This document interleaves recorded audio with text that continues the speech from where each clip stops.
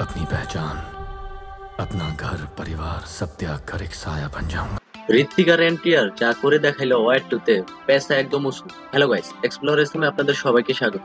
মুভিটি সত্যি ধোঁয়াদার। ঋত্বিককে যে মার্কাটারি ভাবে এন্ট্রি করানো হয়েছে, গাইস কি বলবো, একদম দুর্দান্ত।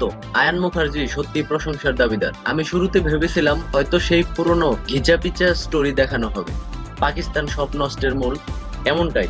But guys, Ayan Mukerji War মুভিকে যেভাবে ওয়ার টুর সাথে কানেক্ট করেছে, আপনি মুভিতে এনটিআর এর ছোট সময় থেকে শুরু করে ওয়ার টুতে কিভাবে অ্যাড হলো, এই স্টোরি দেখেই আকাশ থেকে পড়বেন। গাইস, মুভিটি আপনারা দেখেন, একদমই নিরাশ হবেন না। কাবির কেন কারাপ্ট হলো, খালিদের মৃত্যুর পর কেন কাবির টাকার জন্য যা ইচ্ছা করতে পারে এমন হয়ে গেল, মুভিতে এমন সাসপেন্স টাইপের কনসেপ্ট নিয়ে আয়ান মুখার্জি এক ভিন্ন লেভেলের স্পাই ইউনিভার্স ক্রিয়েট করেছে।